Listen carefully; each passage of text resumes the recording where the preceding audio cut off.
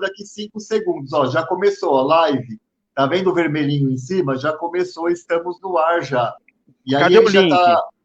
Ele vai mandar o link pro Formiga. O Formiga tem que mandar pro Eduardo. Você tá no computador, Formiga, ou tá no celular? Celular. Ah, tá. Então aí você não tem como mandar, né? Só vamos pedir aqui, o Ivan está escutando aqui a live. Ô, Ivan, faz favor, pede para o Malafaia, então, gera o link para o Malafaia e Pode pede para o deixar, Malafaia gente. também. Pode deixar que o link eu vou mandar. Pode deixar que eu já Manda, sei. manda para o Vamos lá, Eduardo vai na também. live, Tá vai bom. na... Gente, desculpa aí os problemas técnicos, né? Já estamos no ar aqui. Hoje Eu não nós estou vamos falar entendendo um nada, pouco. Toninho. Hoje nós vamos falar um pouco sobre o mundo aí do transporte escolar, dos escolares, né?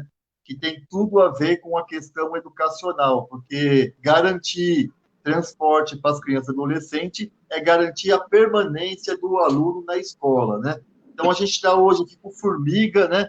Ele é um transportador escolar aqui do TEG, transporte escolar gratuito, né? O vai e volta. E nós estamos com o Eduardo lá em Minas Gerais, que ele é um transportador escolar particular. Então, a ideia é entender um pouco dos vários aspectos, tanto do transporte escolar gratuito como do transporte escolar particular, né? Então, queria saudar todos a todos, queria cumprimentar aqui o Formiga e o Eduardo, né? Queria que você, Formiga, se apresentasse um pouco melhor, aí em um minuto e meio, onde você participa, que associação vocês têm. Depois eu queria que o Eduardo fizesse a mesma coisa, se apresentasse um pouco melhor aí para o nosso público.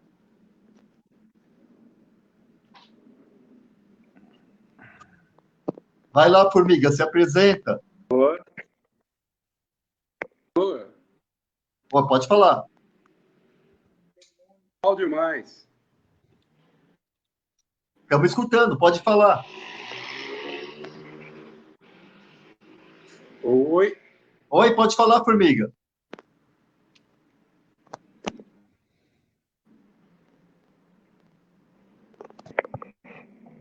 Formiga, está escutando, Formiga? Oi. Pode falar. Agora melhorou. Se apresenta.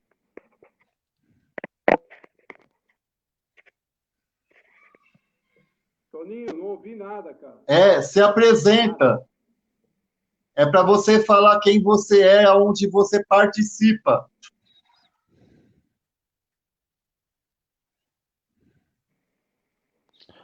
Ô, Toninho, Eu acho que não é vai melhor funcionar, fazer, não. não vai funcionar. É melhor fazer pelo computador, porque a internet 4G é muito ruim.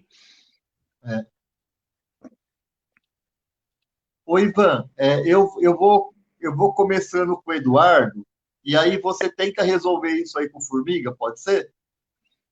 Então vamos lá, Eduardo, vamos a gente aí, enquanto o Formiga tenta resolver um pouco isso. Se apresenta aí para o pessoal aí, né? Quem você é, quanto tempo você trabalha com transporte escolar, onde você está participando hoje, né? Que eu sei que você participa da FEBRAT e tal. Se apresenta para o pessoal. Bom, boa noite, né, Toninho? Boa noite, Formiga, não sei se está ouvindo aí. Mas eu sou aqui de Minas, eu sou do sindicato chamado Sintesc. A gente representa o transportador escolar dos municípios onde a categoria lá com esse trabalho, e também o transporte, parte do transporte público. A gente também tem um viés aí de transporte público através de uma cooperativa chamada Copercind, que é a cooperativa ligada ao sindicato. E aí, Toninho, sim. Você está há muito tempo como transportador escolar? Eu nasci em família de transportador, né? Eu me lembro desde a década de 80, de 86, basicamente. Minha família iniciava essa atividade e eu sempre tive ali, né, em contato com esse serviço. Posteriormente, né, fui estudar, me formei, sou formado em Direito, sou advogado, né, registrado na OAB, e sempre fiz esse trabalho paralelo entre a advocacia e o transporte escolar. Em 2012, final de 2012, eu disputei as eleições aqui no estado e me tornei o presidente do sindicato. E aí, desde então, já é o segundo mandato, estou à frente dessa categoria aqui em Minas. Ah, que legal. E Eduardo, assim, como que você está sentindo aí, né, os tios e tias nesse momento de pandemia? Até porque aí eu acho que não tem o transporte escolar gratuito, aí acho que em Minas me falaram que é só particular, né? Sim. E vocês acabam fazendo um contrato com o pai e a mãe da criança e eles acabam pagando mensalmente. Como que está isso? Os pais e mães estão chamando vocês para dialogar, mesmo o pai e a mãe apertado, às vezes não está ganhando o salário integral. Como que está essa questão aí da sobrevivência dos tios e tias aí do transporte escolar? Olha, Toninho, está muito difícil, porque aqui em Minas tem uma particularidade, né? Que foi uma nota técnica que o PROCON estadual publicou na quinta-feira, salvo engano. Já é uma situação delicada, acho que do Brasil todo, essa questão da pandemia. Os nossos clientes também estão em dificuldade financeira, né? Como todo mundo está. Muitos perderam o emprego, muita gente ficou aí desempregada. E o que está acontecendo, Toninho? Aqui em Minas, o PROCON teve um posicionamento no sentido de que os pais podem fazer o cancelamento desse contrato, sabe? E aí, a situação que já era delicada ficou delicadíssima, né? Uma situação mesmo de colapso. Quer dizer, antes já a crise, imagino que muitas pessoas, por conta da crise econômica, já tiraram os filhos em escolas particulares e colocaram na pública, né? E quando a pessoa acaba indo para a pública, é claro que na rede pública também tem as pessoas que contratam transporte escolar, mas isso já demonstra que a pessoa está sem grana e tende também a cortar o transporte escolar, né? Então, uma coisa que já não estava boa, já estava em dificuldades, a pandemia acabou, como se fala, agravando bastante então, a situação. Olha, Toninho, sem dúvida, né? Porque já é uma situação de colapso. Os pais, eles já perderam o emprego. Então, hoje, a primeira coisa que eles fazem é cortar o que der para cortar, e o escolar vai na ponta. Porque, diferente das escolas, né, não tem aquela questão da dificuldade de contratar outro transportador. A escola tem uma série de situações. Tem a matéria que já foi lecionada, tem a preocupação sobre o método de ensino, que aquela escola que o pai escolheu no início do ano, a outra já não é igual, então mudar de colégio é mais complicado. A criança já está habituada com os professores e por aí vai. Com o transporte, essa situação é bem mais simplificada. Então, isso acaba facilitando com que o pai realmente cancele, né? Isso preocupa muito. E sem falar agora com essa nota... Mas o que eu tenho falado isso, até fiz um videozinho aí para sensibilizar um pouco os pais e as mães, né? Claro, tem um contrato e a pessoa pode quebrar um contrato, é legítimo, qualquer um pode quebrar um contrato a hora que queira, né? Claro que você tem algumas cláusulas que a pessoa acaba de cumprir. Mas nós não estamos num momento diferenciado, um momento de pandemia, onde todas as famílias estão tendo dificuldade. Nesse momento, eu estou aqui achando que o PROCON não foi sensível. Eu estou indo falar, não é um momento de diálogo, de entendimento. Né? Às vezes, a família não tem condição de cumprir lá o que é do contrato, pagar a prestação para o tio, né, para a tia, o valor cheio. Mas não é o caso, eu acho, de entendimento, de chamar o tio e a tia para bater um papo, para conversar, e para ver se a gente, de repente, o cara não consegue pagar uma mensalidade inteira, mas... Tem que vincular o link aí. Porque às vezes ele perdeu o emprego, mas a mulher está trabalhando, às vezes a mulher perdeu o emprego, ele está trabalhando, e tentar chegar em um acordo para pagar parte da prestação, assim não prejudicava tanto o tio e a tia, né, nesse momento. Também, se o tio e a tia não recebeu nem nada, ele vai fazer o quê? Vai passar fome? Né? Não tem como, né? E também a gente sabe que tem famílias que realmente tinham uma renda, sei lá, de R$ 5.000, um deles foi mandado embora, o marido da mulher, e às vezes também não dá para cumprir mais aquele. Então, será que o caminho, de vez de falar quebra contrato, mantém contrato, não deveria ser do bate-papo, da conversa, do entendimento, para ver se conseguia chegar em algum tipo de acordo, para nem prejudicar tanto a família e também nem tanto os tios e as tias? O que você pensa disso? É exatamente isso. Eu acho que a análise do PROCON é uma análise muito rasa, né, Toninho? é você simplificar toda uma problemática jurídica que tem. E a preocupação disso é que essa situação ela se reproduz em outros estados, porque na hora que um PROCON estadual estabelece esse entendimento, você cria prerrogativa ou cria, você compartilha esse entendimento para outros estados, isso é catastrófico, né? Eu acho que é uma decisão pouco acertada. Né, realmente o PROCON não deve fazer análise dessa situação como se faz em circunstâncias normais. É um momento de pandemia, uma situação extremamente grave que merece uma análise específica, né? A saída é excepcional, ela não pode estar no padrão normal do PROCON. E isso preocupa demais. E depois que a nota foi publicada, aqui em Minas, o cancelamento foi algo assim, extremamente ocorreu em massa, sabe? Isso aí. Você já tem mais ou menos a porcentagem disso, Eduardo? Quanto que os tios já perderam de contrato? Olha, nós vamos ter esses dados exatos a partir do vencimento de maio, mas eu posso te falar assim, a cada 10 contratos, pelo menos uns 5 já foram cancelados com esse entendimento. Nossa. É terrível, mas, né? Mas depois a vida não continua, a pandemia vai passar, e como que fica a relação desses pais com esses tios que quebraram o contrato? Eu acho que hoje, Toninho, a gente está vivendo muito um dia de cada vez. Eu acho que essa é uma preocupação muito comum, sabe? Então, assim, o pai está muito preocupado com a conta de hoje. Na conta de amanhã, no futuro, até porque a gente não sabe um prazo, pode durar 30 dias, 60 dias, 90 dias, e aí o pai fica assim, lá na frente eu vejo o que vai acontecer. Eu acho que eles estão vivendo um mal de cada vez. Depois eu resolvo, né? Depois eu resolvo. E o que vai acontecer? Né, esse entendimento de Minas, a nossa preocupação é essa, que corra para São Paulo, corra para o Rio, corra para todos os estados. Né, esse entendimento vai desarticular o sistema de transporte mineiro, porque muitos vão quebrar. Eu já tenho pessoas aqui colocando carro à venda, porque já era uma situação muito difícil. Então, né? Agora, com perguntar, à medida que a pessoa perde 50% do seu rendimento ou até mais, como que a pessoa está fazendo para sobreviver, os tios e tias? Tem alguma política pública dos municípios ou do governo do estado? Porque algumas categorias, por exemplo, aqui na cidade de São Paulo, nós estamos pensando e estamos batalhando para conseguir contemplar com algum tipo de grana mesmo, porque é o que eu falo para as pessoas. Para as pessoas ficarem em casa, para as pessoas ficarem em casa. Claro que eu defendo que as pessoas fiquem em casa, mas para ficar em casa, o governo tem que dar condições para as pessoas ficarem em casa. Se o governo não ajudar minimamente com salário mínimo ou algo do tipo, como que a pessoa vai ficar em casa? A pessoa não vai ficar em casa. Então, sem dúvida. Aí está se discutindo aí na Assembleia Legislativa aí, ou nos municípios alguma ajuda para os tios e tias nessa situação?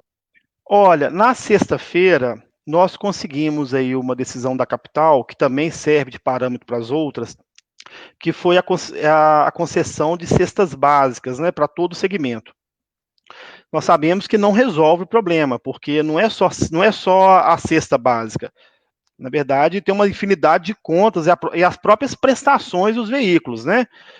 Então, nós já conseguimos isso. Só que Minas tem 853 municípios. Conseguimos para Belo Horizonte, na capital. Belo Horizonte não representa nem 20% do segmento. E o resto a ideia é tentar implementar isso nos municípios também, nas outras cidades, né? Nas outras cidades. Aqui no governo de Minas, nós já encaminhamos um pedido semelhante e estamos aguardando o governador se manifestar. Acho difícil porque o Estado está muito quebrado, né? O Estado de Minas está numa situação financeira muito difícil e agora pior ainda porque está sem o recolhimento do ICMS.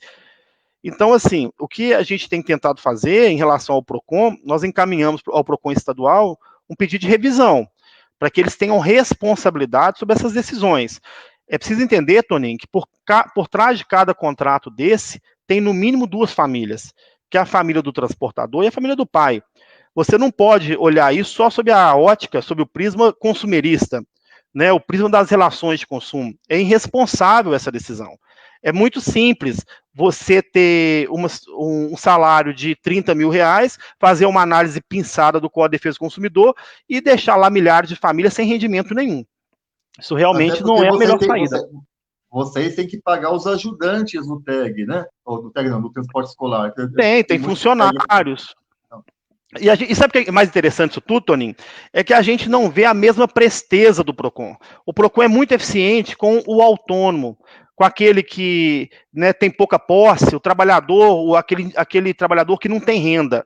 Mas a gente não vê nenhuma ação em relação aos bancos. Isso no Brasil inteiro, porque nós somos consumidores das relações de financiamento bancário.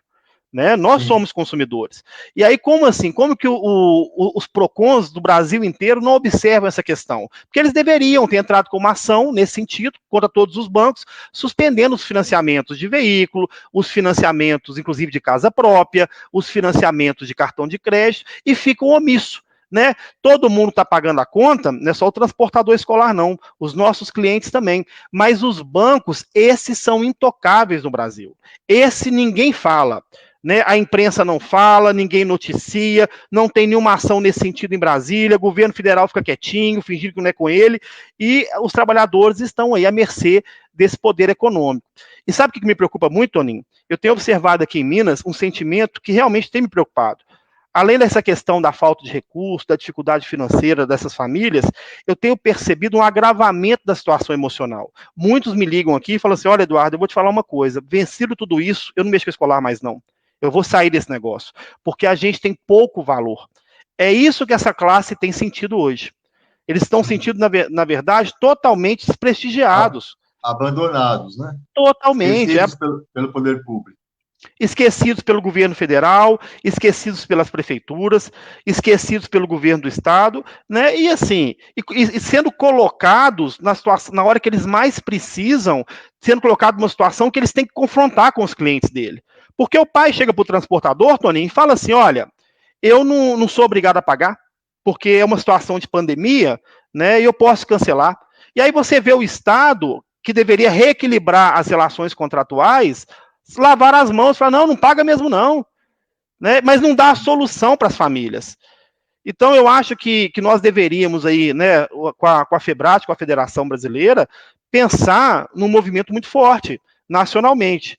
Né? Assim que o comércio abrir, e ele vai abrir, eu não nem digo que o momento seja esse, porque agora não tem como. Mas não é pedir a volta às aulas, não é isso. Mas na hora que o comércio abrir, Toninho, vai haver uma pressão por parte dos pais, porque eles vão ter que trabalhar, e eles vão ter que deixar essas crianças com alguém. Não é assim? Então nós poderíamos nos aliar a essa pressão e exigir que as aulas voltem o mais rápido possível. E aí eu acho que é um movimento nacional forte para exigir, então, essa volta. Formiga, você está já escutando a gente, Formiga? Tá? Você fala alguma coisa, Formiga, para ver se vai sair seu som aqui. O problema é que você está escutando a gente, mas a gente não está escutando você. Então não vai dar nem para fazer pergunta para você, Formiga. Bom, mas aqui em São Paulo, até eu falei isso com o Formiga, porque o Formiga foi uma das pessoas que chegou no nosso mandato e falou, Toninho, tem tio aqui já passando dificuldade em alimentar a sua família, né? E o que a gente podia fazer? Aí a gente pensou, a gente falou, e se a gente conseguisse que a prefeitura municipal, já que o pessoal paga ISS para a prefeitura, Imposto sobre Serviço, né? Eu acho que é justo que a prefeitura agora consiga fazer algo que deixe essas famílias, igual você falou, não vai resolver o problema delas, mas pelo menos pagam um salário mínimo para elas, a questão de alimentação para os seus filhos, pão todo dia, dá para se virar, né? Então, nós e o vereador Adilson Amadeu, o meu mandato dele, porque o Adilson tem uma relação forte com os taxistas, e a gente, com o pessoal do transporte escolar, a gente pensamos, não, já fizemos, vamos protocolar amanhã, que é um salário mínimo para os taxistas e para o pessoal do transporte escolar, que são as pessoas que operam o transporte aqui na cidade de São Paulo. O pessoal que é de ônibus, já resolvemos isso, né? Já conseguimos que as empresas não mandassem eles embora e a prefeitura continua pagando os contratos das empresas, no intuito de não mandar os funcionários embora. O pessoal aí dos aplicativos, né, de Uber, eles não têm carteira registrada. E nós entramos também com um projeto, foi um dos primeiros, para os desempregados, que eles podem estar nessa categoria, já que eles não têm um vínculo trabalhista, e também conseguir aí, até porque são bastante precarizados esse pessoal do Uber, né? Mas a gente está tentando aprovar isso aqui na cidade de São Paulo. Hoje, inclusive, o Adilson Amadeu teve aqui, nós fizemos gravamos um vídeo junto e vamos marcar uma reunião com o prefeito Bruno Covas para que a gente consiga, né, passar esse projeto aí para que o pessoal minimamente não precise passar fome, porque eu acho um absurdo o trabalhador no Brasil se mata, né? A gente tem um dos horários, né, mais exaustivos do mundo. O pessoal costuma falar assim, essas brincadeiras preconceituosas que brasileiro é preguiçoso, mas se você pegar a carga horária de trabalho do Brasil comparar com a Europa, a gente tem uma carga horária muito mais extensiva, né? A gente trabalha muito mais do que a maioria dos países, e é inadmissível agora, por causa da pandemia, deixar algum trabalhador nesse país passando necessidade, passando fome, né? Mas, assim, você tocou em um assunto que é muito importante, né? E eu queria até parabenizar vocês aí, porque eu fui num ato agora, essa semana, que vocês fizeram para chamar a atenção da população contra os bancos, né? Porque vocês estão tendo dificuldade de pagar a prestação. E como você falou, não é só vocês do transporte escolar, a pessoa que tem financiamento de uma casa própria, as pessoas que têm financiamento de carro, as pessoas que têm financiamento de muita coisa, e os bancos não dão a sua cota de sacrifício, né? É o setor da economia que mais lucra, bate recorde todos os semestres, né, de lucratividade em todos os governos, vamos falar a verdade, dependendo do governo que seja, né? E agora eles não querem dar uma cota de sacrifício. Mas como está sendo o dia a dia do tio e da tia? Ele não consegue pagar, ele vai até o banco fala o quê? Refinancia? E qual é a proposta de vocês? Assim, vocês fizeram um ato, mas qual que é a proposta que vocês estão levando aos bancos e ao ministro Paulo Guedes, porque no fim é ele que decide mesmo a coisa, ele que pode apertar esses bancos aí, né? Olha, Toninho, na verdade, assim, inicialmente eu acho que essa questão dessa unificação da categoria nacionalmente é muito importante, porque embora a capital da República seja Brasília, né, São Paulo tem uma força enorme. E é o que acontece. As coisas acontecem em São Paulo. Essa é uma grande verdade, né? Então, trazer essa situação para São Paulo, para Minas, para Rio, para as capitais do Nordeste, por aí vai, é muito importante para que Brasília tome conhecimento, né? Talvez o movimento em Brasília seria o desejável, mas dentro da nossa realidade não há como a gente deslocar os veículos dos interiores ou das cidades e ir até lá pressionar, certo? Agora, o que nós fizemos aqui foi entrar com uma ação contra a FEBRABAN, que é a Federação Brasileira dos Bancos, né? O juiz deu um despacho, foi até na sexta-feira agora, dizendo o seguinte, para que a gente apresentasse, e a gente vai convocar a categoria aqui em Minas, para que a gente apresentasse quantos são e quais são os trabalhadores que estão nessa situação. Na verdade, eles querem criar uma dificuldade, né, porque vai mudar o valor da causa, nós vamos ter que pagar as custas mais altas. Hoje nós pagamos um valor reduzido, mas na hora que eu somar a quantidade de contratos de pessoas que estão nisso, vai chegar lá no teto, nós vamos pagar 16 mil, 20 mil reais de custos processuais.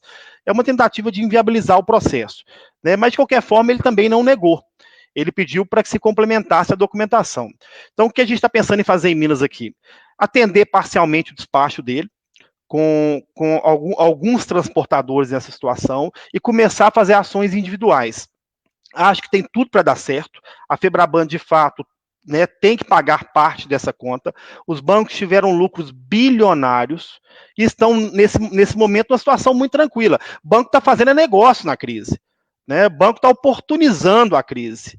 Então, assim, é o momento que eles mais ganham dinheiro. O transportador entra em contato com eles aceitam fazer a prorrogação, desde que você pague mais juros, desde que você faça o refinanciamento de todo o contrato, desde que o trabalhador se endivide ainda mais, né? E aí a gente não quer isso, porque primeiro que a gente não sabe quanto tempo isso vai durar. Segundo, quando voltar, é economia arrasada. Então a gente não sabe nem se eles vão dar conta de pagar o que já pagavam, porque a gente não sabe nem o que vai sobrar, né? Então, assim, é muito difícil pagar o que já estava pagando quando o sistema voltar. O que dirá pagar valor mais alto? Então, eu acho que dar essa visibilidade, você está fazendo isso através do seu mandato em São Paulo, é muito importante para esse segmento, pela importância que a capital paulista tem. né? A gente tem feito isso. Aqui tem sido um pouco de tudo, desde da assistência jurídica, quanto assistência psicológica, quando a situação está mais grave, até mesmo assistência religiosa a gente está fazendo.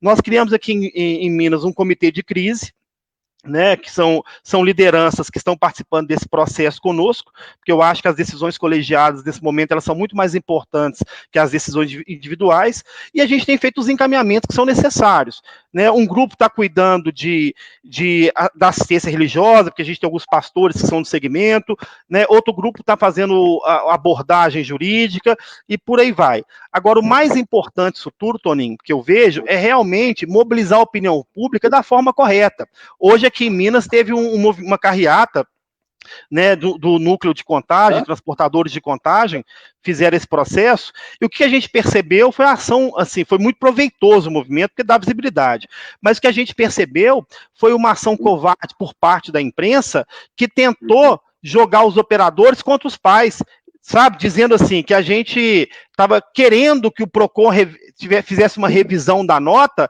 para que os pais fossem obrigados a pagar as parcelas nesse período. E não tem nada disso. Né? Por isso que cada movimento tem que ser muito pensado para que a gente não permita que a imprensa faça isso conosco, que é muito covarde. E aí a gente depende de vocês mesmos, né? Dos parlamentares, dos vereadores, dos deputados, dos senadores, para que a gente possa divulgar essa dificuldade, que não é só nossa, é uma dificuldade coletiva de todos os segmentos, mas passar a mensagem correta. E a mensagem correta nesse momento é: eu estou pagando a conta e o banco também tem que ajudar a pagar. Corretamente. E aí, Formiga, está escutando a gente? Vocês estão me ouvindo agora, não? Eu estou. Estamos. Você achou a cena? Que é isso? Estamos. Formiga, já se apresenta e já fala um pouco. Você está me escutando, Formiga? Eu estou ouvindo bem, normal. Eu também, estou escutando você normal. Então vamos lá, vou começar a te fazer a tua pergunta. Se apresenta um pouco aí, Formiga, para a galera aí, da onde você é, que cidade você é, quanto tempo você trabalha no transporte escolar, e já vou começar com uma pergunta, Formiga. Como está a realidade dos tios e tias aqui na cidade de São Paulo?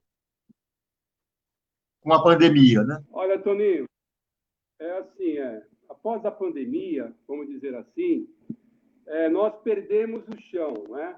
Aqui na capital, nós temos 14 mil transportadores escolares.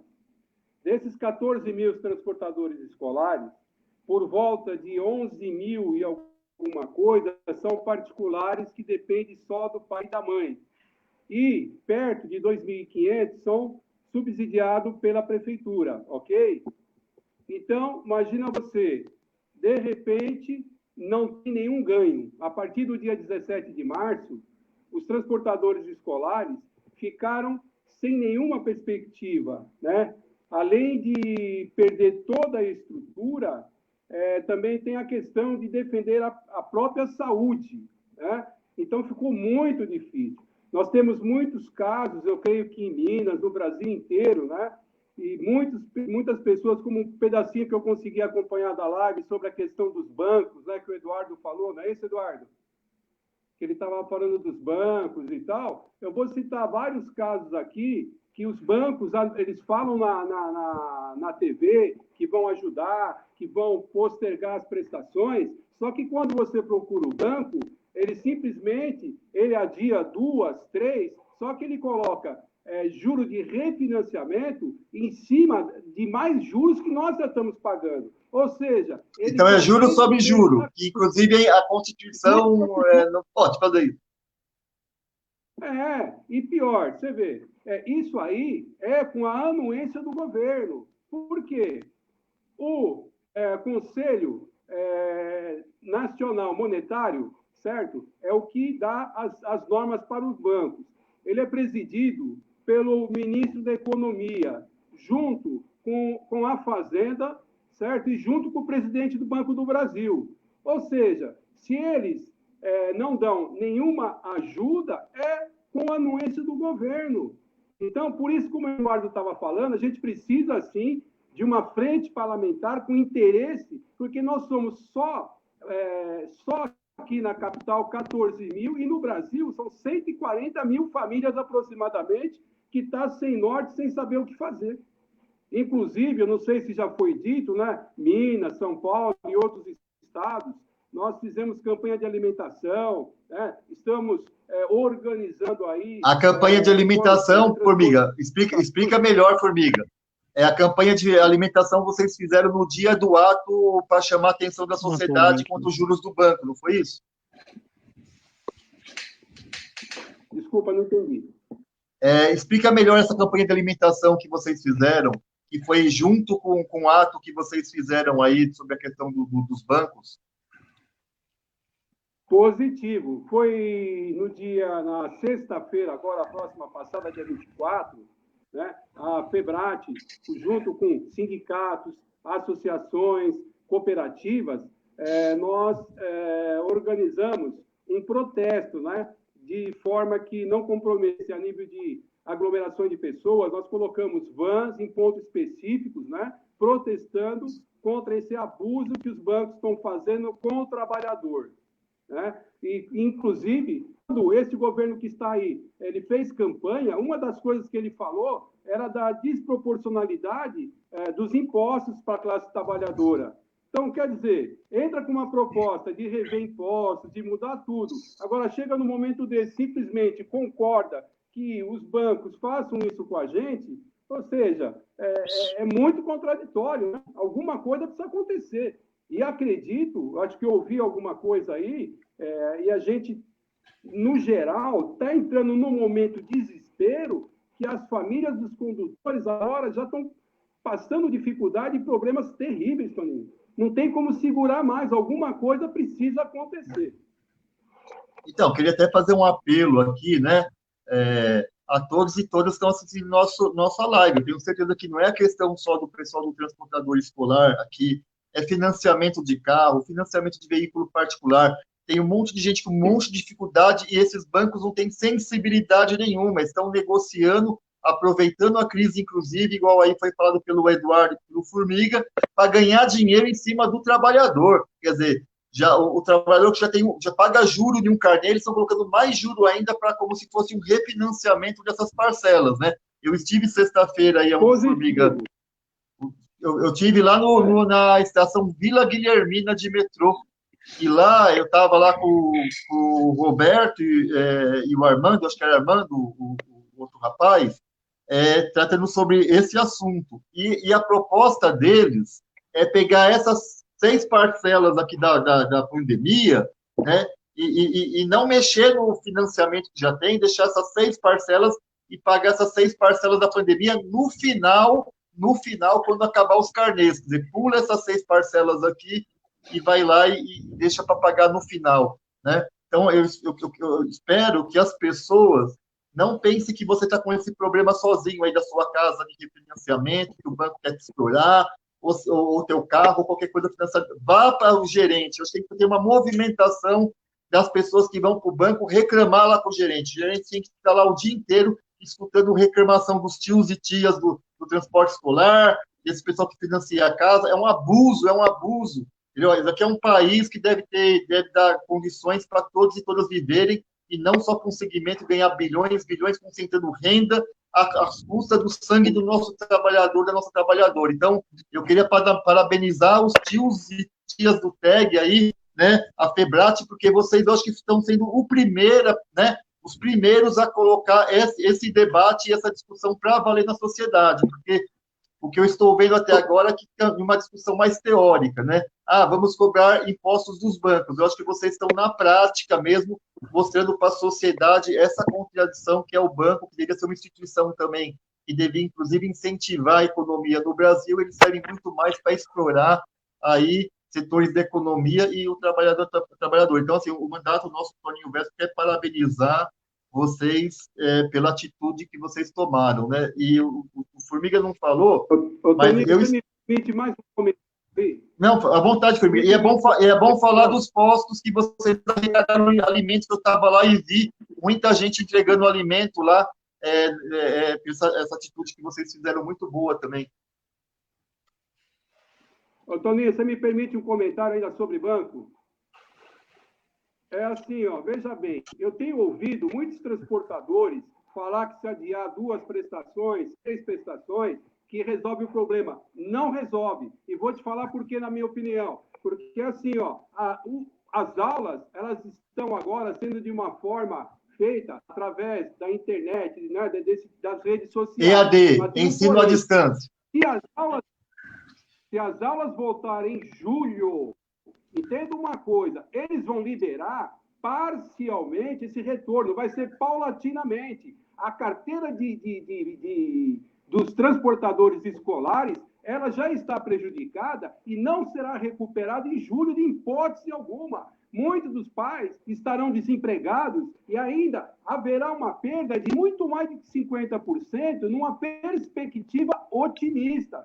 Você sabe o que vai acontecer? Quando for julho, vai começar a vir o pingadinho, que não vai resolver nenhum problema, aí o transportador já está acumulado 2, 3 meses de dívida, certo? Já está com a corda aqui, a água aqui em cima da cabeça, certo? Quando começar julho, o transportador que levava lá, 30, 40 crianças, ele vai estar com 5, com 6. Até ele recuperar isso, vai quanto tempo? Então, eu, particularmente, entendo que a necessidade da categoria tem que ser, no mínimo, postergar 6 para o final do contrato, porque esse ano já acabou. Esse ano aqui não haverá renda no que se refere a transporte escolar suficiente para recuperar o dano que já está acontecendo e restaurar as prestações e pagar para frente. Não há possibilidade. Nós precisamos jogar 6 parcelas para frente. Eu concordo com você. Em julho esse trabalho para quem sabe recuperar lá para novembro a coisa. Eu concordo com você. Eu queria te perguntar para o Eduardo isso daí, Eduardo. Eu queria te fazer essa pergunta, porque aqui em São Paulo, o governador do estado falou que as aulas provavelmente em julho voltam, provavelmente, né? Não estou dando aqui certeza, ele também usou essa palavra, provavelmente, mas de forma escalonada, ou seja, não vai. E aí, isso eu concordo com ele, que ele não vai chamar todo mundo de uma vez, porque a pandemia não se encerrou, não vai colocar as crianças um do lado do outro, vai ter que deixar uma distância, quer dizer, não sei se é uma carteira assim, uma carteira não, uma carteira assim, 2 não, eu não sei o que o governador vai fazer. Mas em Minas, qual que é também o prognóstico aí? O governador falou alguma coisa de volta às aulas, e se volta às aulas vai voltar de uma vez, vai voltar escalonado, igual aqui em São Paulo, como é que vai ser? Provavelmente escalonado, eles soltaram hoje uma cartilha informando que as aulas não voltam antes de julho, certo? Então, assim, provavelmente escalonado. Agora, o que me chama mais atenção é que o governo federal tem recurso para isso, né? São 390 bilhões de dólares de reserva internacional que está à disposição do governo. Esses dados são oficiais do Banco Central, né? E a gente percebe que já auxiliou a companhia aérea, está auxiliando o banco, né? Os bancos também foram auxiliados. Isso que eu não entendo, Eduardo e Formiga. O povo numa situação difícil, vocês falando, né, estamos conversando com vocês do TEG, mas eu estou conversando com vários segmentos, desculpa a expressão, mas todo mundo lascado, essa que é a verdade. Exatamente. E aí o governo dá 1 trilhão e 200 bilhões para banco, eu não estou entendendo isso. Não dá para compreender. E o Formiga colocou uma situação, e também me preocupa muito, porque o preço, a formação do preço do escolar, ela é feita em janeiro e fevereiro. Então, o transportador ele já tem uma noção de quantos alunos confirmaram, ele tem o custo dele, o custo operacional, né? Aquele custo que é formado, e ele leva em consideração o número de alunos que ele tem. Quando voltar, nós vamos voltar sem a quantidade de alunos que nós tínhamos. Então, e a economia em crise, né? Você vai voltar com menos aluno e o pai com um poder aquisitivo menor. Ou seja, você não tem nem condição de fazer a recomposição do preço. É capaz de, em julho ou em agosto em diante, né, a situação seja ainda pior, porque agora você vai ter despesa de operação e a sua receita vai estar menor. Você não vai conseguir nem fazer a operação. Isso é pior do que a realidade que já está. Porque hoje eu estou recebendo alguma coisa de um pai ou outro mais consciente, mas eu não estou tendo despesa operacional com o serviço, que é o combustível e manutenção. Se eu volto com menos alunos do que eu tinha em janeiro ou em fevereiro, eu vou ter uma receita pequena, né, com o pai em dificuldade financeira e com um custo muito maior. Então a situação é gravíssima, Toninho, não tem outra expressão, é muito grave. Nós precisamos, com muita urgência, fazer um movimento de muita força, de forma nacional, a partir de maio, conforme for, para que realmente o governo enxergue. Agora, me preocupa a situação política do país, porque só a crise humanitária já não bastava, né? Foi preciso entrar numa situação política para que a gente tenha, para que eles tenham menos tranquilidade de resolver essa questão. Nós temos aí vários pedidos de impeachment em andamento, né? Mais que 20 já. A última vez que eu vi já tinha 20.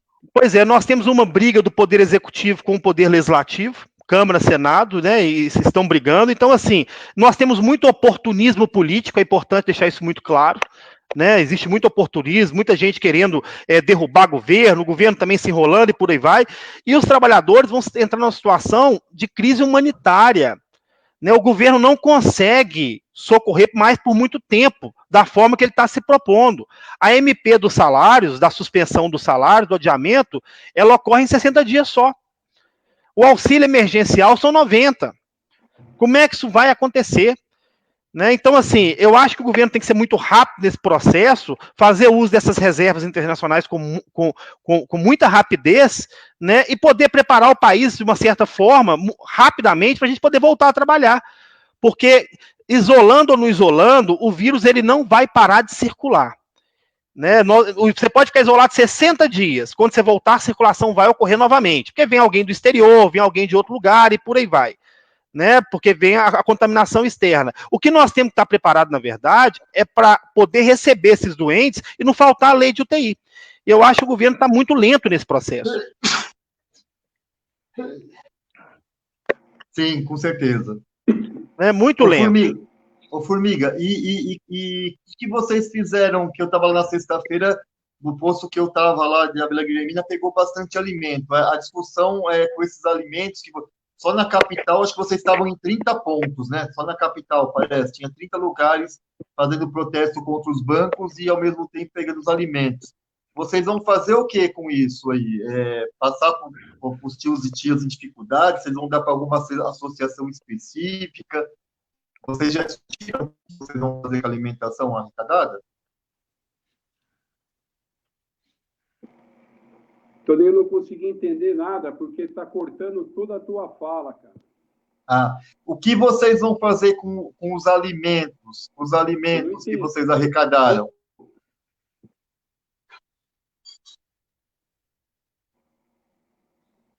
Eu acho que, Eduardo, o Formiga não entendeu, não. Quanto nós arrecadamos?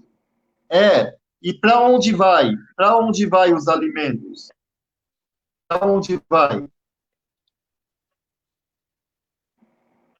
Para onde vai os alimentos, Formiga?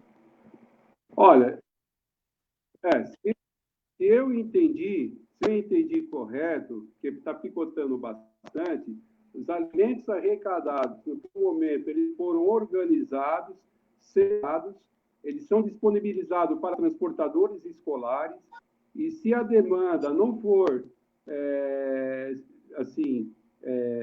atendida, né? Temos ainda outras campanhas que nós estamos tentando fazer. Neste momento, aparentemente, ainda, pelo que nós arrecadamos, deverá sobrar alguma coisa. Se sobrar algum alimento, a gente vai pesquisar novamente os condutores. Se não houver demanda, nós vamos disponibilizar para comunidades, famílias que precisam mesmo, porque a família não espera. Então, eu fiz essa pergunta porque eu acho que é uma outra iniciativa que eles fizeram fora essa questão de alimentos, aqui na cidade de São Paulo, perto de 200 tios, 100 e tantos tios e tias, estão aí ajudando a Prefeitura Municipal de São Paulo gratuitamente, a questão de solidariedade, né? Eles estão pegando as suas vans, estão pegando e ajudando vários postos de saúde, desde a questão de levar os idosos para vacinação, como levar insumos de uma unidade para outra unidade, quer dizer, em momento de pandemia, que está todo mundo assustado, todo mundo, às vezes, querendo um pouco ficar isolado para salvar sua pele, os tios e tias acabam tendo um ato muito bonito, muito significativo, de solidariedade para toda a sociedade aqui na cidade de São Paulo. Imagino que, né, Eduardo, você que eu acho que tem um panorama aí mais nacional, tenho certeza que vários municípios aí, os tios e as tias estão tendo vários tipos de iniciativas aí para estar ajudando aí a comunidade. Então, queria parabenizar aí vocês aí também por essa iniciativa de vocês, né? Porque é normal mesmo as pessoas, na hora que estão assustadas, cada um querer um pouco salvar a sua pele e resolver os seus problemas, nem dá tempo, às vezes, de pensar coletivamente, porque eu posso até fazer uma ação individual. Não estou conseguindo entender nada que você está falando. Como? Não estou conseguindo entender porque não está chegando para mim, ela está vindo picotada, entendeu? Ah, não mas aí completa. Eu não quero prejudicar essa oportunidade que eu vejo que é bacana aí. Eu vou ter que acompanhar somente aquilo que eu vou entender, porque a fala... Tudo bem, Formiga, não se preocupa, não. Retalhada, não consigo entender uma frase, entendeu? Aí a internet aí no Tatuapé que está muito ruim aí, tem que brigar aí para melhorar a internet aí no Tatuapé aí. Então, Eduardo, então, essas iniciativas, você acha que isso está acontecendo em outros locais, assim? Você que está mais articulando o movimento a nível nacional? está acontecendo em vários lugares, né? A gente tem aqui informações, por exemplo, no Rio de Janeiro, né? A informação de que lá teve um auxílio emergencial. São Paulo tem a situação do aproveitamento da frota, né? Do TEG. Agora, Toninho, é uma situação que está se agravando a cada dia, né? Ou seja, o dia de hoje, ele foi mais difícil que o dia de ontem e ele vai ser mais fácil que o dia de amanhã. Essa categoria está agonizando literalmente. E a gente não pode entrar na pegada, né, de querer que os pais paguem, porque realmente eles não têm para pagar, ou parte deles não tem. Nós sabemos que a situação deles também está muito difícil. A gente não pode estabelecer uma queda de braço com os nossos clientes. Aqueles que estão com a renda preservada, que paguem, né? Mas a grande parte não vai estar, e mesmo aqueles que são servidores e não tiveram seus salários reduzidos, estão socorrendo alguém nas suas famílias. Então não tem outra saída, senão o governo tem que auxiliar nisso. Não tem, e tem para fazer. Tem recurso para fazer. Né? Você tem lá as reservas internacionais, como eu disse, você tem que cortar a verba de gabinete, é um absurdo você pensar que um deputado federal está lá com 30 e tantos assessores, você tem que reduzir salário de magistrado, né? No Brasil, o poder público tem que entender que a conta é de todos. Não dá para colocar o pai de família lá, o trabalhador, seja ele de qual setor que for, do transporte ou de qualquer outro lugar, como o único responsável pelo pagamento dessa conta.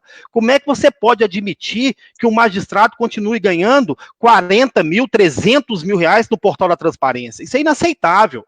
Né? O governo tem que realmente enfrentar isso e não está fazendo. Não dá para a gente ficar nessa pegada do pai. O pai paga, o escolar não paga, porque não vai ter como. Né? E uma solução que a gente encontra, nós temos uma frota enorme no país inteiro e a gente sabe que as prefeituras demandam de transporte. Por que não coloca os servidores para serem transportados por esses trabalhadores? Por que não permite que eles façam transporte de passageiros nesse período? Porque não tem jeito. Nós não vamos achar saída por essa crise com as soluções convencionais.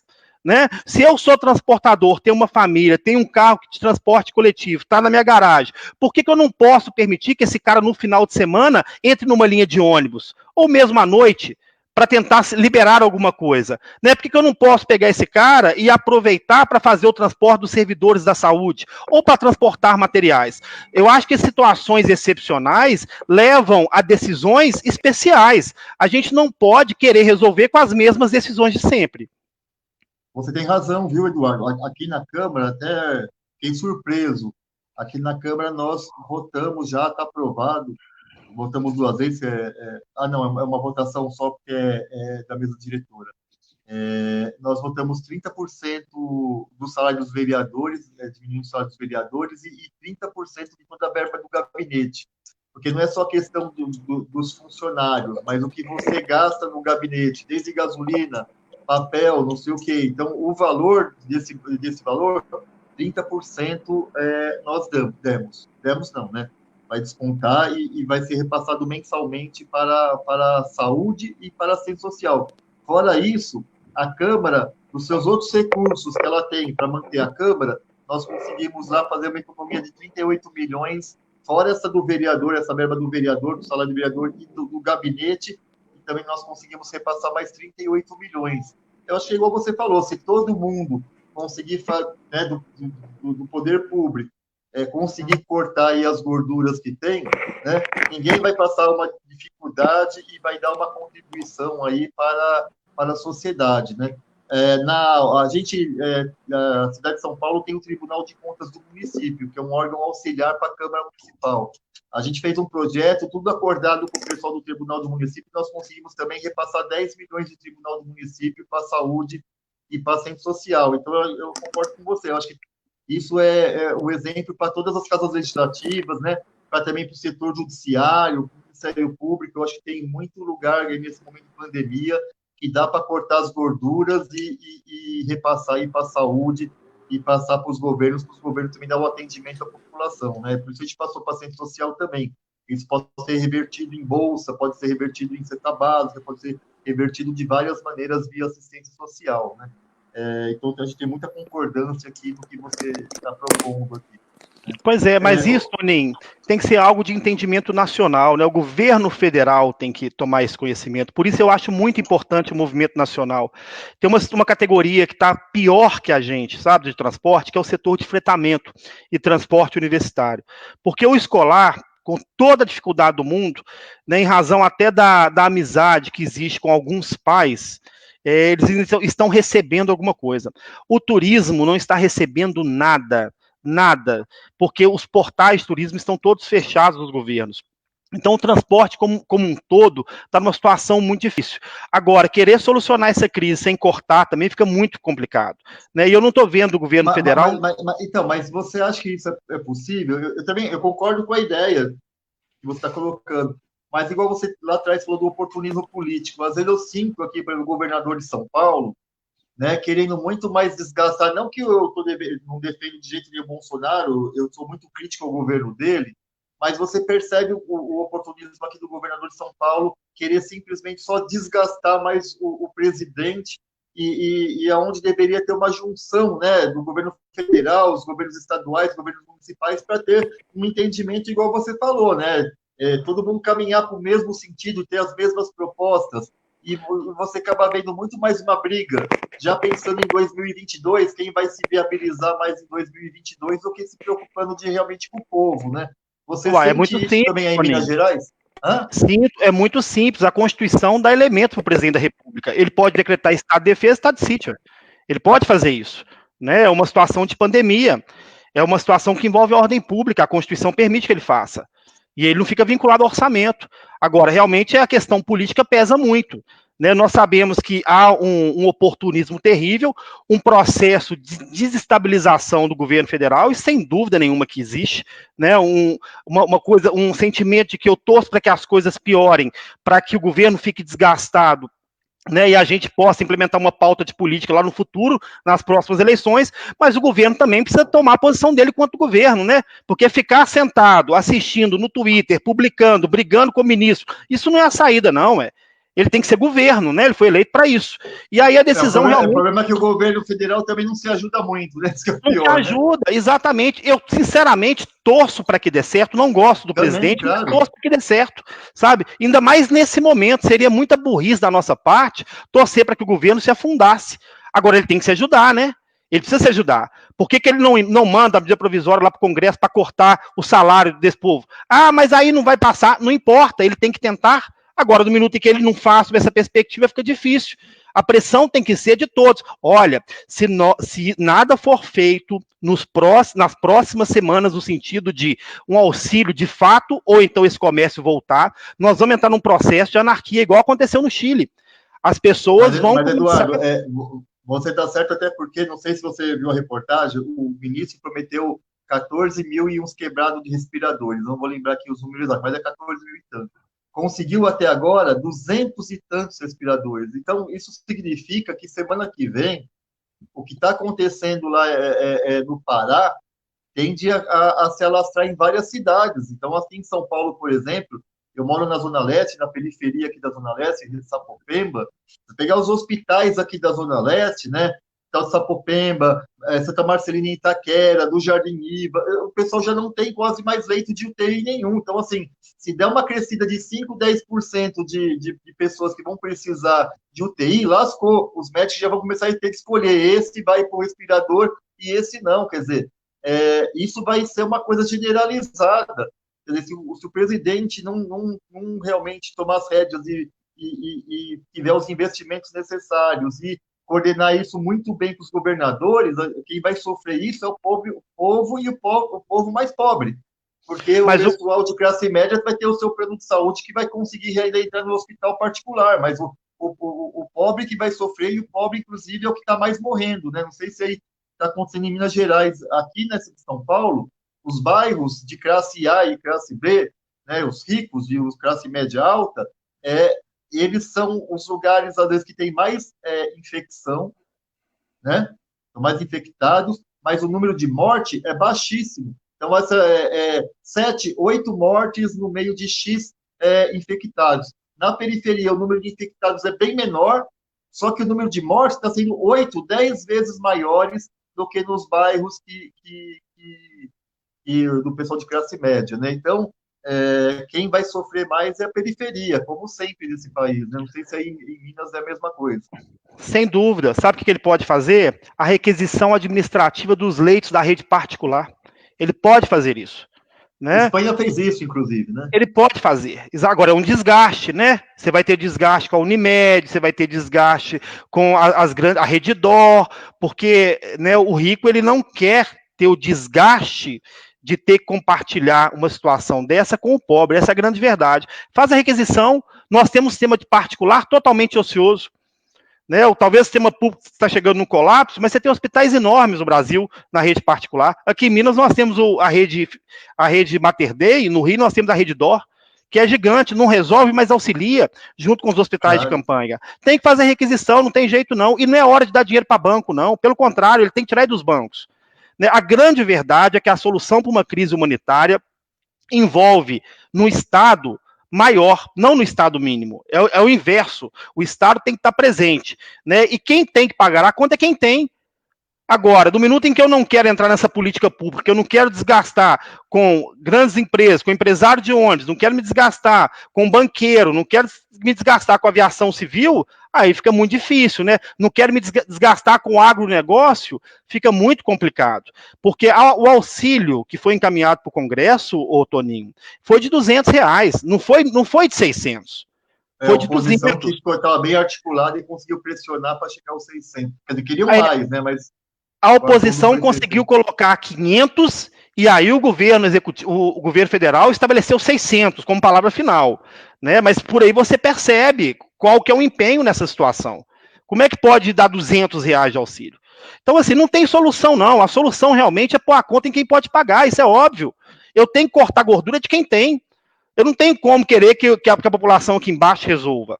E os transportadores escolares, Toninho, eles estão já em colapso. Eu não sei o que vai virar dessa classe, não. Sinceramente que não sei, sabe? Porque eu não vejo nenhuma ação nesse sentido. Aqui em Minas, para você ter uma ideia, a primeira ação que nós sofremos em março foi uma intervenção, aí, uma notificação do Ministério Público Federal, determinando que o sindicato não participe de nenhum movimento de aglomeração de pessoas. Então, assim, imediatamente já tentaram neutralizar os sindicatos. Né? Eu já recebi essa informação aqui que a gente não deve fazer sob pena de ser responsabilizado, né?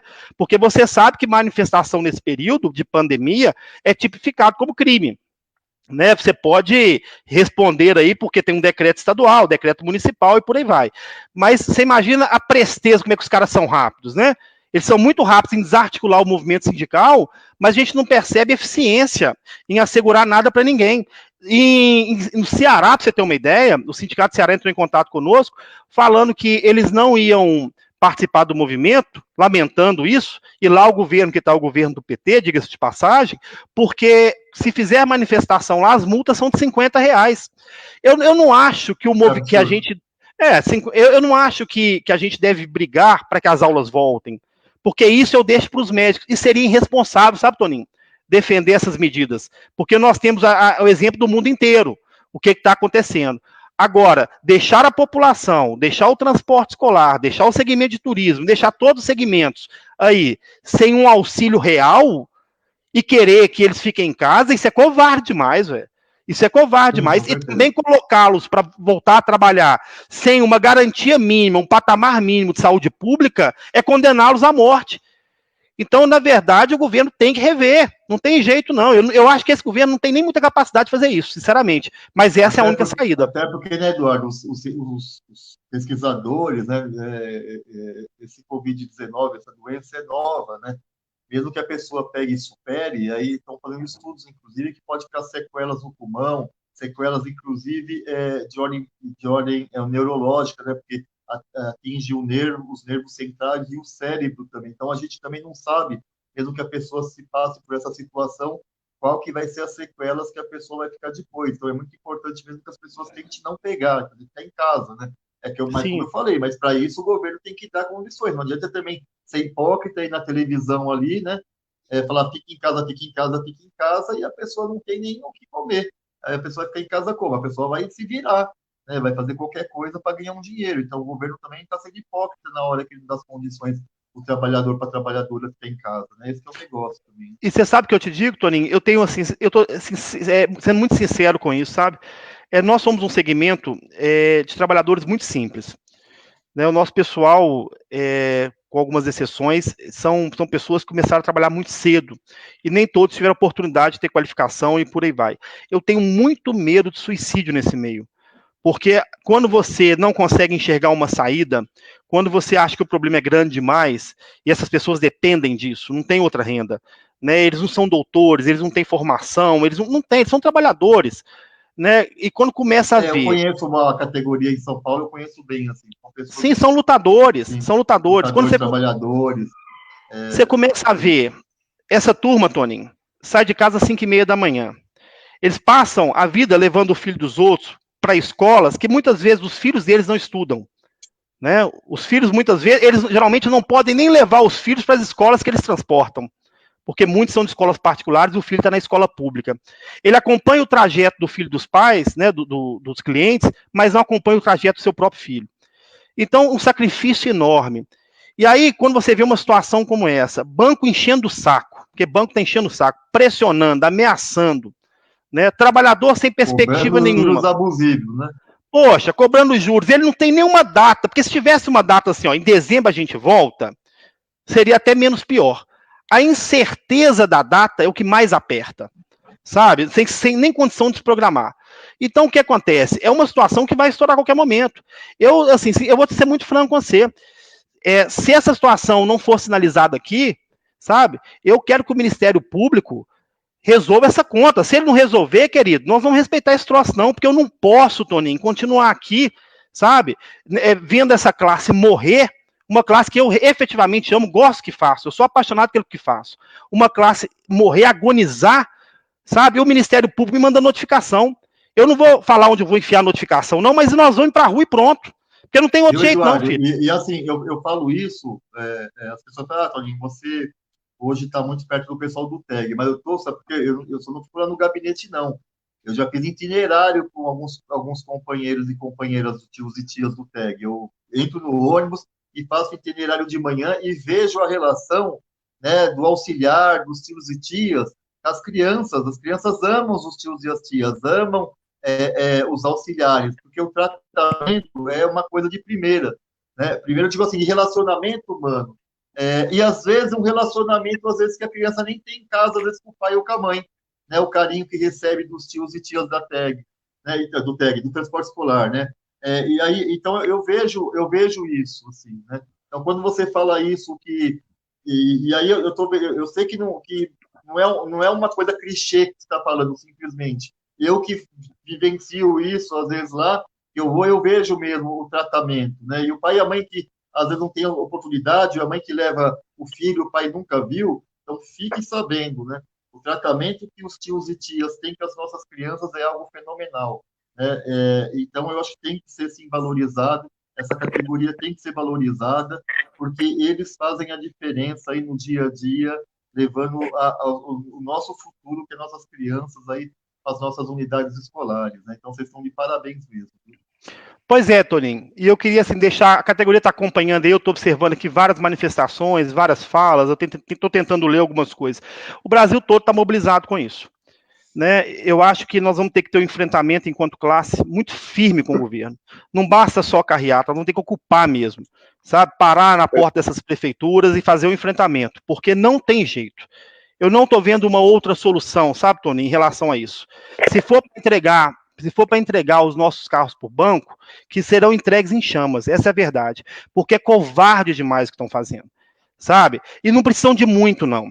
Um trabalhador hoje ele só precisa do afastamento da exigência dos bancos, do afastamento dos contratos e um auxílio. Se der um auxílio aí de um salário mínimo, ou até os próprios R$600, a gente aperta aqui e vai se virando, sabe? Mas essa questão dos bancos continuarem nos pressionando, isso não pode acontecer. Isso é inaceitável, Toninho. Sabe? Então, assim, a minha proposta, eu vou submeter isso à Febrate, ao Formiga e ao Malafaia, que é o nosso presidente, é para que nós façamos um movimento forte mesmo. E nós vamos realmente para o enfrentamento, porque não tem condição. Sabe? E aí que faz o que quiser, prende o carro, porque fazer o quê? Né?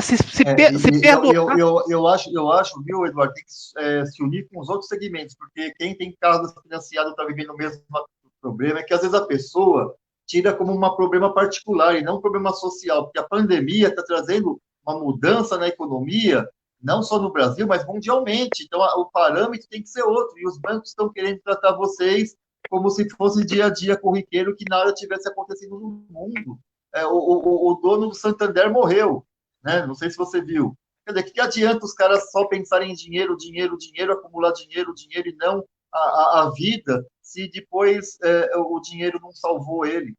Então, eu acho que essa pandemia, inclusive, tem falado muito isso, tem que servir para alguma coisa de boa, né? Não só de ruim. Eu acho que de boa tem que mudar as relações humanas, e as relações humanas que eu falo tem que se afetar as relações econômicas sociais. Não dá para as pessoas colocar o lucro acima da vida, né? Sim.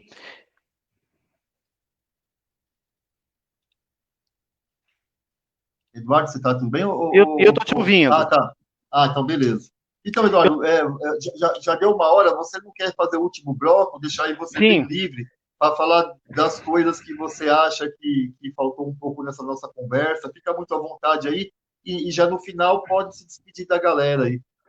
Olha, Toninho, eu assim quero te agradecer muito o espaço do mandato. Oi, estão me ouvindo aí, não?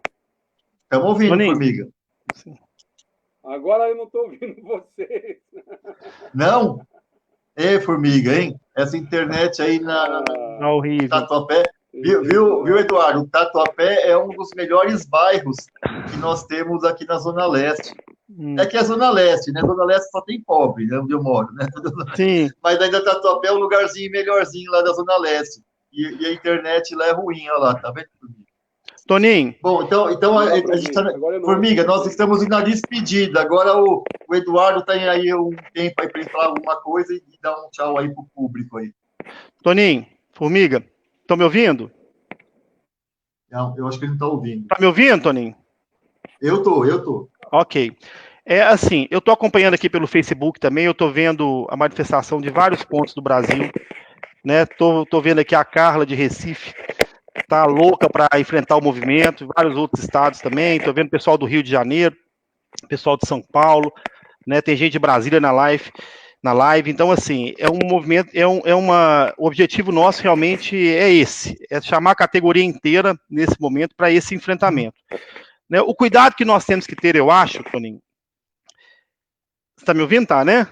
Tô. Assim, o cuidado que eu acho que a gente tem que ter é organizar um movimento muito forte nas capitais, e a gente precisa de um tempo para isso. Né? Acho que o interesse era começar amanhã, se fosse o caso. Mas para que a gente tenha sucesso, e não só para a gente fazer o movimento por fazer, né? O movimento só para sair nas rádios locais e por aí vai, nós tenhamos aí um tempo para organizar isso em todos os estados, sabe? Fazer esse enfrentamento, e principalmente em Brasília. Né? Nós sabemos que o nosso presidente mora no Rio de Janeiro, é uma situação que a gente facilita muito, e poder, de fato, levar essa informação para eles. para o ministro Paulo Guedes, para o presidente Bolsonaro e para as demais autoridades. Eu até acho que esse movimento tem que ocupar o Banco Central. Toda capital tem um órgão, tem uma sede do Banco Central. Aqui em Minas tem, em Belo Horizonte tem, nos outros estados também tem. Tem que ser uma luta contra os bancos.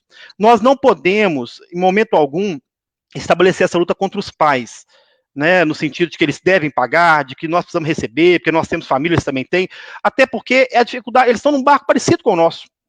Né, não tem, quem tem que auxiliar o transportador agora é o governo federal. E eu acho que o caminho tem que ser esse, é Brasília mesmo, sabe? Fazer esse encontro e fazer esse movimento no Brasil inteiro. Nós temos 26 estados e o Distrito Federal, nós temos 5.570 municípios. Precisamos mobilizá-los com muita urgência e a nossa pauta tem que ser afastar os financiamentos bancários e de consórcio também, né? Não pode ter um entendimento diferente dos consórcios e um auxílio emergencial específico para o transporte escolar. Se a gente não fizer isso, Toninho, em pouco tempo, não vai ter saída. Né? A gente vai observar aí a situação se agonizando o tempo todo, e para isso eu conto muito com seu mandato aí em São Paulo, sabe, intervir aí junto com a prefeitura, junto com o governo Dória, porque a gente não está brigando para voltar a trabalhar. A gente não é irresponsável nesse ponto. O que nós queremos é uma condição mínima para ficar em casa, né?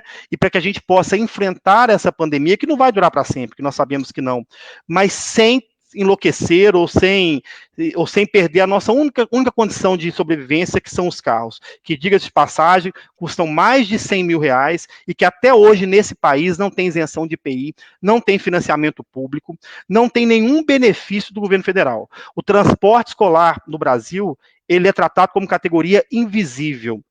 Né? Nós não somos enxergados pelas autoridades. Nem na porta das escolas, eu estou falando de capital, né, de interior não, tem lugar de embarque e desembarque de criança. É um desrespeito completo. Eu acho que essa pandemia tem que servir para virar um marco. E vou te falar mais, Toninho. A essa categoria que está me ouvindo, precisa entender o processo político. A gente está sofrendo muito por falta de representatividade. Né? Apesar de ter alguns vereadores que se empenham, como você está se empenhando em São Paulo, é mais do que passada a hora da gente começar a ocupar a Câmara Municipal, ocupar a Assembleia Legislativa, ocupar com mandato. Não é ocupar com manifestação, não. Nós temos que ter candidatos no nosso meio e nós temos que ser eleito, porque é muito diferente, né, um representante que abraça a causa quando esse representante faz parte do segmento. Então, essa categoria precisa entender isso. Hoje, quando se fala de política em transporte escolar, ninguém quer saber. Todo mundo se afasta desse conceito. Ah, isso é oportunismo, isso é... Não é não. Nós temos que começar, de fato, Toninho, a dar a nossa voz no parlamento. Porque na hora que eles fazem as trocas, as jogadas, na hora que eles fazem, né, a política dos interesses, os nossos nunca são representados. Sabe? Então, essa é a convocação que eu faço. Inicialmente, um movimento nacional forte, e num segundo momento, precisamos nos inteirar da política. Né? Assim como os pastores fizeram, assim como a segurança pública fez. Hoje, Brasília parece um quartel. O que mais tem lá é soldado, capitão, general, tenente. Tudo que é força armada tem mandato. E o transportador, seja ele de segmento for, né, ainda não elegeu representante, nem a nível municipal, nem a nível estadual e nem a nível federal. Agradeço muito a oportunidade, querido. Estou aqui em Minas, o que você precisar. Tá? E aí você vai acompanhando e a gente vai tentando, aí, junto com a FEBRAT, organizar esse movimento. Bom, Eduardo, queria agradecer você e o Formiga, né? O Formiga apareceu pouco, saiu a internet dele, que é muito ruim, não deu muito certo. Mas queria agradecer você e o Formiga. A minha voz agora está chegando? Queria agradecer você e o Formiga aí, por conta aí de vocês estarem aqui hoje com a gente. Eu acho um tempo precioso de vocês e também ajudar a esclarecer a população, né? Porque nosso mandato tem bastante força na educação aqui no município. Então, acho que é muito bom que os professores, o pessoal do quadro de apoio, a comunidade escolar entendam mais a realidade da vida hoje de vocês aí por conta da pandemia, né? Porque, como você falou, estamos todo mundo no mesmo barco, somos todos trabalhadores, trabalhadoras, e se a gente não dá a mão, quem está sempre ganhando esses bancos e os grandes empresários que acabam sempre lucrando aí na desgraça das pessoas. Então, queria agradecer aí vocês. Para mim, foi muito esclarecedor aqui esse bate-papo nosso. Formiga, você está escutando? Não, Formiga não está. Eu ia pedir para ele dar um salve, falar tchau para o pessoal, mas eu falo em nome do Formiga. O Formiga está mandando um abração para todos e todos. Vamos fazer uma live aí com o Formiga aí, um momento aí, só com ele aí. Vamos ver se a gente consegue uma internet melhor para ele aí, ou ele faz lá no gabinete, a gente vai lá no gabinete para fazer lá. Tá bom? Então, Eduardo, eu agradeço. Um abraço. Abraço a todos. Tchau, tchau.